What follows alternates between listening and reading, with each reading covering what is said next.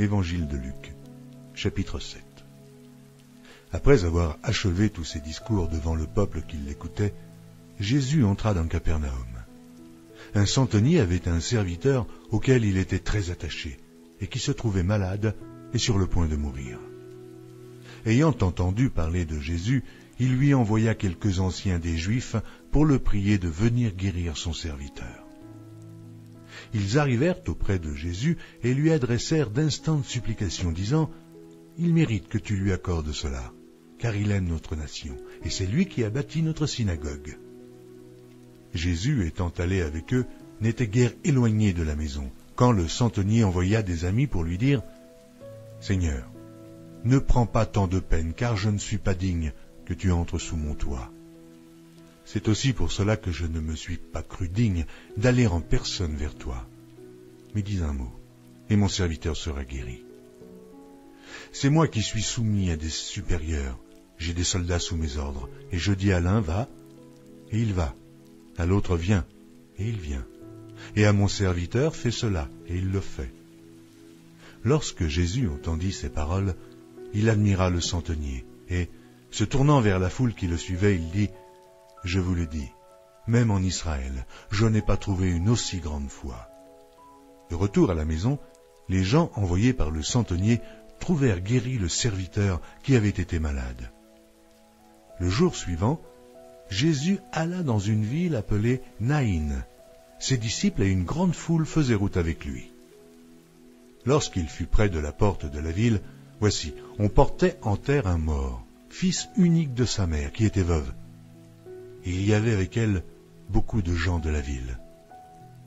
Le Seigneur, l'ayant vue, fut ému de compassion pour elle, et lui dit, « Ne pleure pas. » Il s'approcha et toucha le cercueil. Ceux qui le portaient s'arrêtèrent, et il dit, « Jeune homme, je te le dis, lève-toi. » Et le mort s'assit et se mit à parler. Jésus le rendit à sa mère. Tous furent saisis de crainte, et glorifiaient Dieu, disant, « Un grand prophète apparut parmi nous, et Dieu a visité son peuple. » Cette parole sur Jésus se répandit dans toute la Judée et dans tout le pays d'alentour. Jean fut informé de toutes ces choses par ses disciples. Il en appela 2 et les envoya vers Jésus pour lui dire, « Es-tu celui qui doit venir ou devons-nous en attendre un autre ?» Arrivés auprès de Jésus, ils dirent, « Jean-Baptiste nous a envoyés vers toi pour dire, « Es-tu celui qui doit venir ou devons-nous en attendre un autre ?» À l'heure même, Jésus guérit plusieurs personnes de maladies, d'infirmités et d'esprits malins, et il rendit la vue à plusieurs aveugles.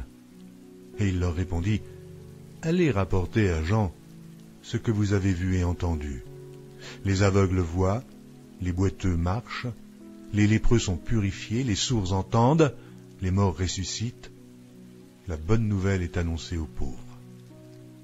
Heureux celui pour qui je ne serai pas une occasion de chute. » Lorsque les envoyés de Jean furent partis, Jésus se mit à dire à la foule au sujet de Jean, « Qu'êtes-vous allé voir au désert?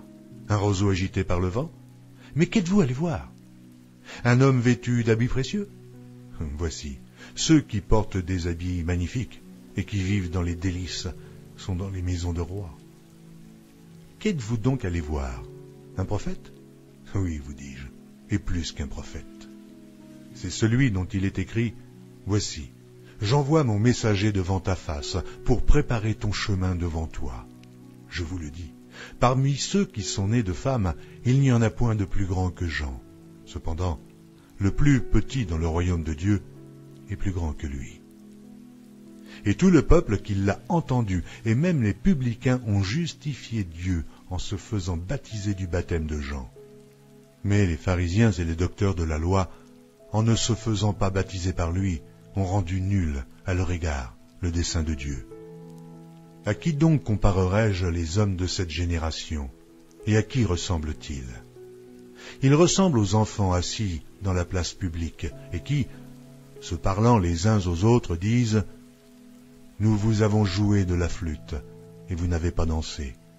Nous vous avons chanté des complaintes, et vous n'avez pas pleuré. Car Jean-Baptiste est venu, ne mangeant pas de pain, et ne buvant pas de vin, et vous dites, il a un démon.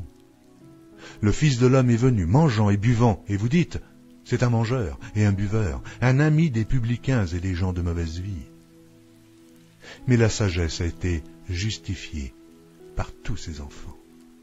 Un pharisien priait Jésus de manger avec lui. Jésus entra dans la maison du pharisien et se mit à table.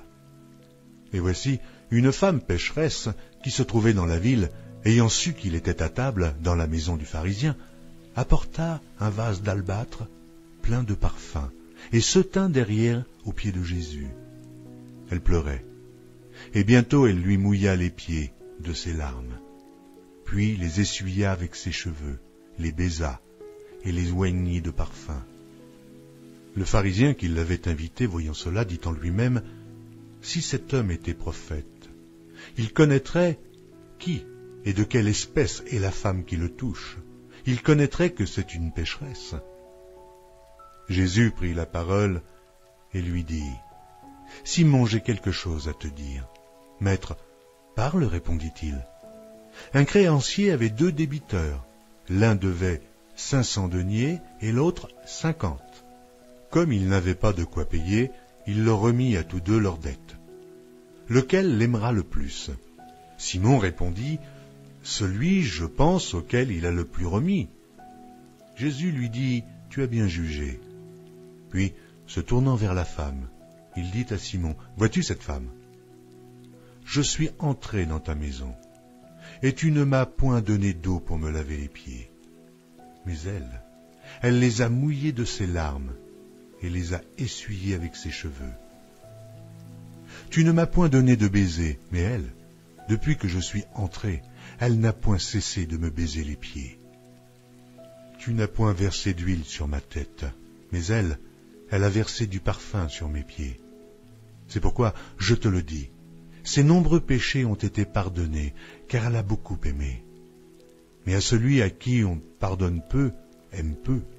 Et il dit à la femme, « Tes péchés sont pardonnés. » Ceux qui étaient à table avec lui se mirent à dire en eux-mêmes, « Qui est celui-ci qui pardonne même les péchés ?» Mais Jésus dit à la femme, « Ta foi t'a sauvée, va en paix. »